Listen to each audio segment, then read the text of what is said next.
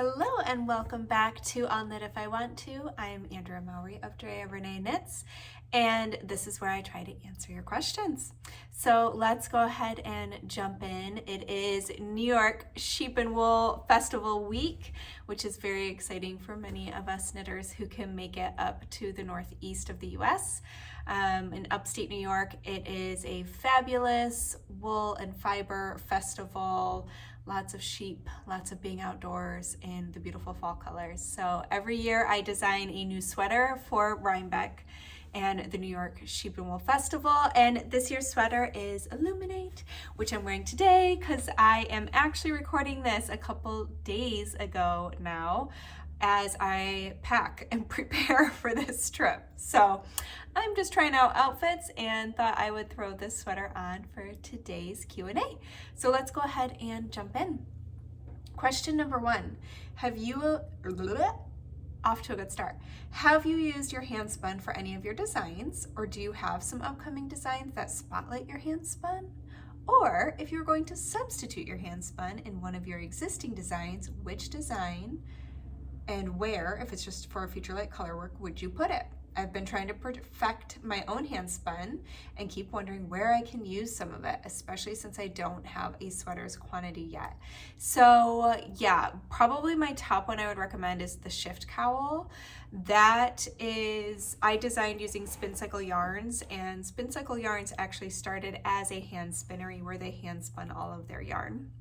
They now have their own mill, so their yarn is now mill spun, but it still has retained some really beautiful qualities from their hand spinning days. And I have seen a lot of hand spinners utilize the Shift Cowl and the entire Shift series. So there's the Shift, there's Night Shift, Shifty, Shift Along. All of those patterns are really fabulous for highlighting your hand spun, especially when you're in the beginning and you only maybe are doing single skeins of different braids of color and you don't know what to do with them. So the Shift Cowl would use up portions of about 3 of those different ones. So that is one I would recommend for sure. I have also knit my Nurtured sweater out of handspun. That was actually pretty early on when I started spinning. I spun a sweater's quantity of a local Maine fiber, and I found that the texture that's in the Nurtured sweater just really played up beautifully with handspun yarn, even with all of my early unevenness that I had in my skeins. And I think any color work is a great option because I feel like when you're using it for color work, as long as you can maintain gauge, color work can kind of hide any imperfections. It can really beautifully display if you're using painted braids to spin from. It can make that the color in those really, really beautiful. I've also knit my DRK everyday socks using my handspun, and that is my favorite for doing handspun experiments, which actually I have finished my sock pattern for this year's knit along, which is coming up in November. We do a 4-day knit along challenge over a long holiday weekend to see if we can't knit up a pair of socks in 4 days, and I wanted to create a pattern. I love my DRK everyday socks, that they've kind of become the only socks I need to knit for the rest of my life, was how they felt. I was like, man, I just love knitting these. So I wanted something else that would inspire that same feeling in me. So I'm pretty stoked about this new pattern, and I found it's a great way, again, to play with my handspun. For people who aren't spinners, you can absolutely, it's a great stash buster. It's really great for playing with little odds and ends in your stash as well. But I have, right now I'm doing an experiment that I'm so excited to show when it's time to release the pattern, where I took a braid, a painted braid, and I split it into 2 horizontally. So if you undid your whole braid, instead of splitting it lengthwise, I actually just folded it in half and broke it. And so that I had a group of fiber to try spinning 2 different ways. So one braid I spun end to end, and then I chain plied it into a 3-ply yarn so that I could keep my colors all together and have it create a really nice like self-striping yarn. And then the other one I split into 3 sections The first section I spun end to end. The second section I then divided vertically again into two, spun each of those end to end. And then the third one, I actually split that into 3 sections vertically and spun those all end to end. And then I applied it, so that was a fractal yarn. And I just really wanted to use the socks to be able to compare, okay, what do I prefer, if I prefer one over the other, what maybe works really well in one style, what would I change? And I've actually, my mouth is really on my side today. I have actually already learned something new that I'm super excited about. It's just the little things you don't necessarily realize until after the fact, which can be one of the nerve-wracking things about spinning, because there's a lot to think about and how you want to use that yarn, and you can't undo it once you've done it. So yeah, it brought up more ideas for more experiments in the future. So it's been really fun. So anyways, all that to say, I would definitely check out the Shift series for playing with your color work, with your handspun, and otherwise the DRK Everyday Socks, and any color work patterns. So, all right, question number 2. On occasion, I get a skein of yarn that is not one continuous strand, and as a result, it has a knot. Is this common? What should I do? Should I cut the knot out and weave in the ends, or just continue knitting? This is the second time it's happened when I'm making a gift. So yeah, it definitely happens, and I've seen it happen in everything from big box yarns to higher end small batch yarns. So basically, and I'm no yarn maker, but basically all that's happening is a snafu happens during the processing of that yarn, and there's a break or the fiber runs out, and that's just how they're joining the yarn. It's not ideal, but it's also, for me, what I do, if it is a non-superwash yarn, I just spit splice it. So and sometimes you don't realize it until it's like, oh, right, you're about to knit and you're like, oh, there's a little knot here. So I just go back, unknit a few stitches so I have enough length. I undo the knot, either I untie it or I just clip it out with scissors. And then I've shown this in a video before. You can look back in the archives. But you basically just open up the yarn. Here's some yarn. So what I would do is kind of separate out the plies a little bit. I can never tell if it's focusing just on me or if it's focusing on the yarn. There we go. And then I would break out like half the plies. And then from the other end, I would do the same thing. And so now let's just pretend these are my two ends, okay? That's what we're pretending here. And I would hold them. I like to overlap them by about at least an inch. Just like that. And then you would, or you can use water. You don't have to spit in your hand. But I'm gonna spit in my hand. So then you just rub vigorously, and then you check it. I actually don't even know what this yarn is on my desk. Let's hope this is non-superwash. It's not.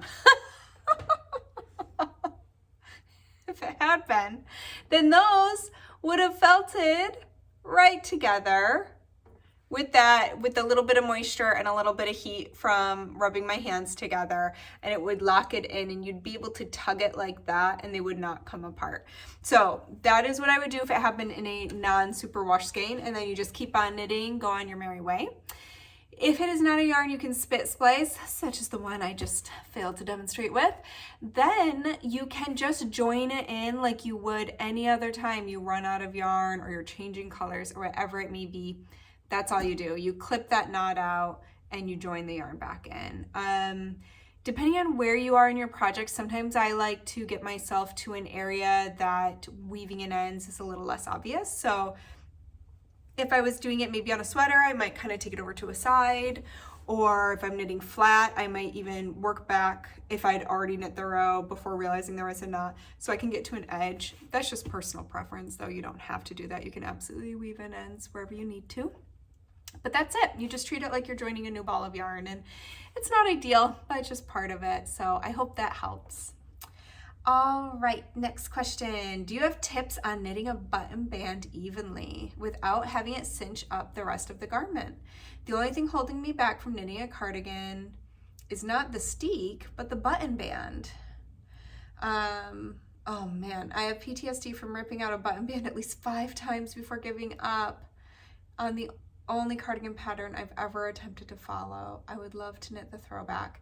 So yeah, I have a couple tips that I hope will help you through this. So if your knitting is cinching up, what that tells me is that you are, so if your knitting kind of goes in to your button band, like the button band's going like this, that tells me you're not picking up enough stitches. So you need to pick up more stitches. And consider that you also, I'm kind of wondering if you ever blocked it, because blocking is going to completely change that button band. It's going to open it up, especially if it's a ribbed button band. So what happens with unblocked ribbing is a lot of times it kind of pulls in, and blocking will then open up that ribbing and it will help it lay flat, which will also keep it from that buckling you're seeing on your sweater. So try not to judge it until you blocked it. And if your button band was flaring out, it was too long for your cardigan, that means you picked up too many stitches. But here is my favorite tip I have ever heard, and I have Ysolda Teague to thank for it from my very first Rhinebeck.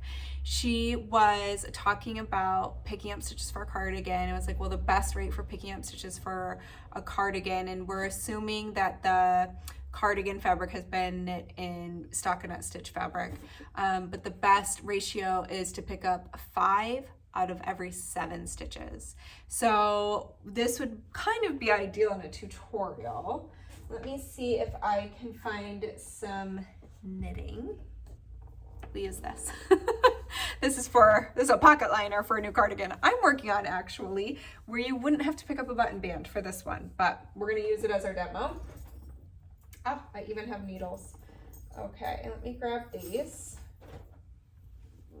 So when I say 5 of every 7, remember that generally, and this isn't going to be all the time, there are patterns that are written in different directions, they use different stitch patterns, whatever it may be, but a lot of times our cardigan fabric is going to look like this with where we have knit either from the bottom up or from the top down.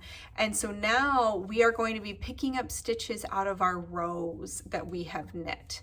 So we're going to have our work sideways, and when we say to pick up 5 stitches out of 7, what you kind of want to look at, I'm going to go further into this swatch because it's just easier to kind of show you, is these bars between stitches. I'm going to stick my needle in there and hold it up again so that you can see with the needle behind it. See those little bars? I'm going to try and tap so it focuses there. So those are the bars. So you want to basically pick up stitches between those little bars.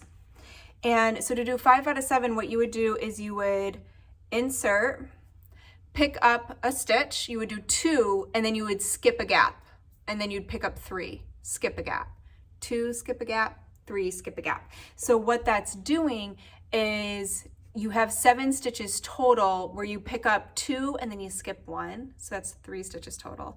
And then you pick up 3 and then you skip 1, which would be 4. And 4 plus 3 is 7. This is easier in person or if I were doing this tutorial format. So I really hope I'm not losing you.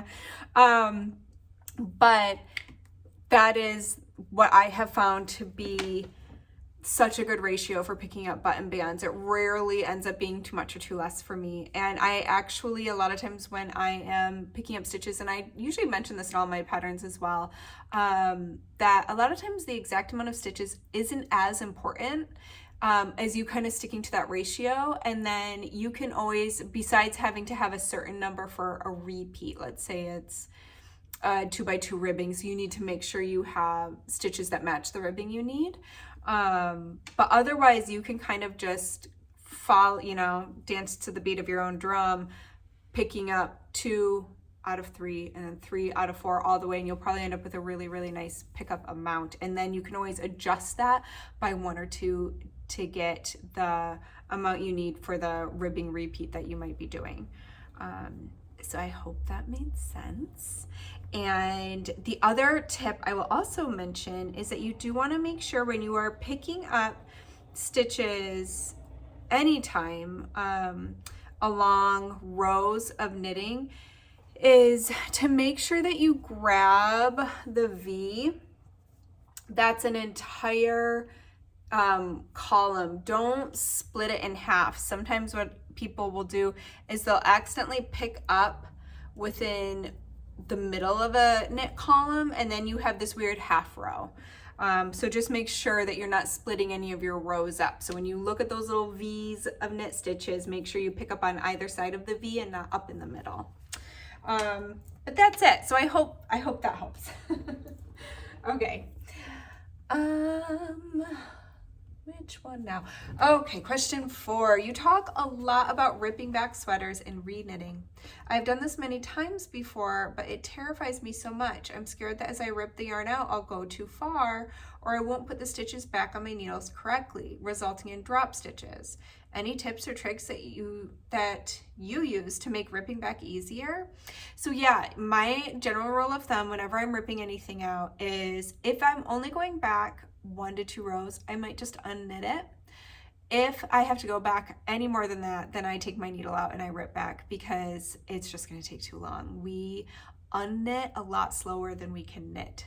And so I just take out my needle, and what I like to do is I rip down to 1 or 2 rows or rounds above where I want to put my needle back in. And once I get to that point, ideally it's the row right before where I want to put my needle back in. And that way, once I get to that row or round, I can undo the stitch, pop my needle in, undo a stitch, pop my needle in, and I just slowly go back around for that whole row or round and put my needle in stitch by stitch.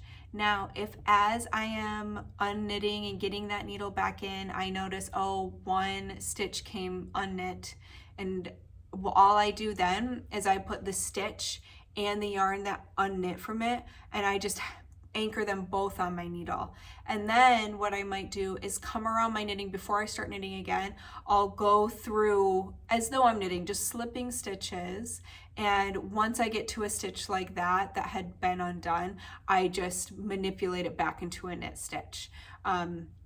So if you just pop the yarn that unraveled from it right behind your stitch, pull that stitch over and off, then you've re-knit the stitch. I'm sure there's video tutorials for how to learn how to, instead of using actual like your working yarn to do a knit or a purl, I'm sure there's tutorials for dropping down and picking up stitches and whatnot.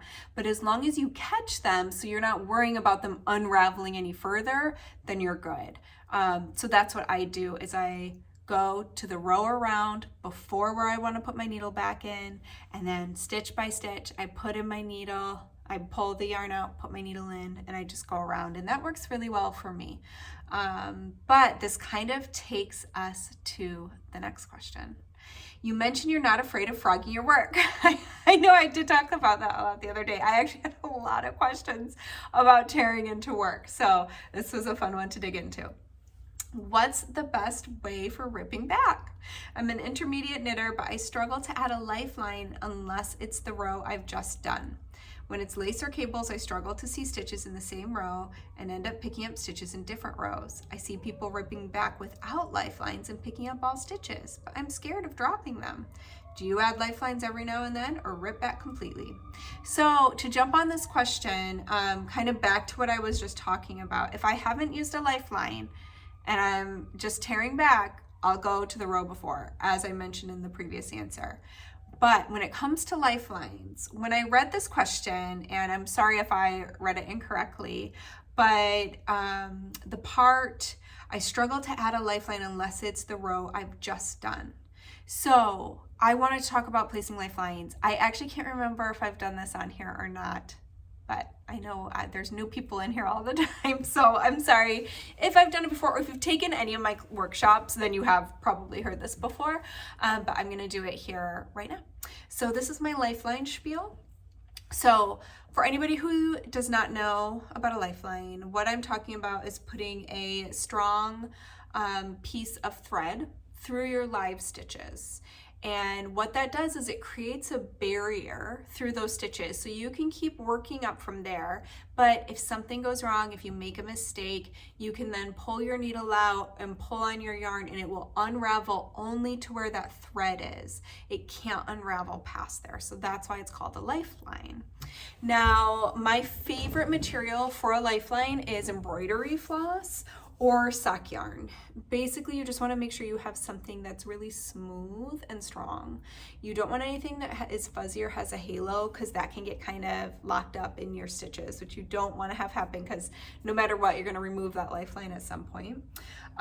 So I think that's why I love embroidery floss so much, is it's quite inexpensive, and you can also pull the plies apart really easily, so that if you're working, maybe you're working with lace weight yarn and knitting up a beautiful lace shawl, it's not going to get in your way as much as something thicker like a sock yarn might. So my favorite way to place a lifeline is I put all of those stitches onto the cord of my knitting. Now, I only ever knit with circular needles. If you are using double pointed or straight needles, that's fine. You just won't have quite as much room to move around your stitches as if you were working with circulars, which have a nice thin cord to work around. But you just place your lifeline material, your thread, onto a tapestry needle, and then you're just gonna pass it through all of those stitches right along the cord, making sure to not miss any. You can also use a lifeline hole, which is the little hole right there.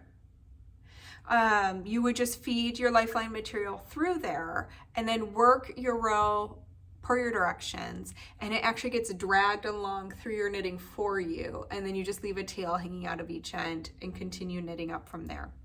So the reason I wanted to revisit that is because what's really important is that you place your lifeline before you need it. So we can't generally go back and place lifelines in our work once we've already worked up from there. I get that question a lot, like, oh, I made a mistake, can I go back and put a lifeline under that? You could certainly try, but generally when we really need lifelines is for more complicated projects. So if you are using it in one of those projects, such as cables, lace, or brioche, it becomes even trickier to end up getting that lifeline all through the same row. When you've got yarn overs, decreases, cable crosses, all of those things, it's going to make it very challenging. A lot of people struggle to get a lifeline in just a single stockinette row without accidentally jumping up or down a row or around. So you really want to think of it as your insurance policy. You put it in and hope you'll never need it. So as far as how often to place one, you don't have to place new ones. You can continue to move the same lifeline up as long as it's long enough. You know, it depends if your project's getting bigger as you go. And I always say to place one either when it hits a point where you're only willing to reknit so much. So if you are only willing to reknit 5 rows, you might want to place one every 5 rows, so that if you had to tear back, that's all you're tearing back to. Otherwise, I place one before I do anything scary. So maybe it is some brioche increasing or decreasing, and I am not feeling confident in if I did make a mistake and I have to drop down by that. I just don't know how successful I'll be. And so I would want to place a lifeline in the row below before I do any of that shaping. Just lost my train of thought. Oh, I remember now. So the reason I love lifelines, and I like to talk about them a lot, and I love that this question came up, is because lifelines, I think, have the power to make us much more confident knitters. Unless we make mistakes and then get in there and try to fix them, we're only going to learn so much about our knitting. It's actually making mistakes and jumping in there and dissecting it and seeing what that fabric is made of that's when we have those aha moments and start to understand like, oh, that's what's going on in here. And then we become much more confident to fix those mistakes as they happen. But having that lifeline below it means that we can do it in a really stress-free way, because worse comes to worse, if we aren't able to fix that mistake and we totally muck it up, we just pull our needle out and tear down to our lifeline, put our needle back in, and we're good to go without losing much time. So lifelines can be your best friend. Oh, my other tip is to mark in your pattern where you put your lifeline, because there's a good chance you might forget. And then you're gonna tear down to it and be like, oh no, where was I? Oh, and if you use the Lifeline Hole method to place, there it is, to place your lifeline, if you have any stitch markers, when that gets dragged through, those will also have been placed on your lifeline, which is actually fabulous, because if you have to drop back down to that lifeline, your markers are already where they need to be. So I would just place a new set of markers when you work the next row after that lifeline and continue up from there. If you don't end up needing to drop down, once you pull that lifeline out, all the stitch markers will just fall out of your work as well. All right, I think that's it. So today I'm gonna show you boho blush and how I like to style that one. I know that the fringe can make it a little difficult. So boho blush is a one color brioche and feather and fan lace shawl. I knit this out of a verb for keeping warm. And then I added fringe. I wanted it to be a very romantic kind of shawl. So to style this one, I actually just center. It's a really gentle crescent. It's not a super strong one. It's just really, really flowy. So I actually just take both ends and wrap it around. And you can zhuzh it up however you like it. And let all that fringe hang down. I wear, so it's more, the way I wear it is almost more like a scarf. I also love it for if I'm wearing it with a dress for a more romantic occasion, then I would simply drape it over my shoulders and let the fringe hang down. Again, this is my Illuminate sweater. It is knit out of Spinsicle Yarns Nocturne and Magpie Fibers Feather, which is that beautiful mohair. And if you need a substitute for mohair, we talked about that last week. So go check out last week's episode. Well, thank you so much for joining me. How are we doing on time? Oh, we're good. All right. So if you are at Rhinebeck, I hope to see you tomorrow at the Hill, Saturday at 1 o'clock. If you're not here and you want to join in on the fun, we are going to do an Instagram Live at the same time as the meetup so that you can see all the action there. And we are also hoping to gather photos from all of you that participated in the Illuminate Knit Along. We would love to see your Illuminate sweaters. So we're going to get out some information to you on where to submit your photo if you want to be part of that slideshow. But I hope y'all have a fabulous weekend. Thanks for coming back and joining me here. And I hope to see you next week. I hope to have something kind of special for you next week too. So have a great weekend. Happy knitting.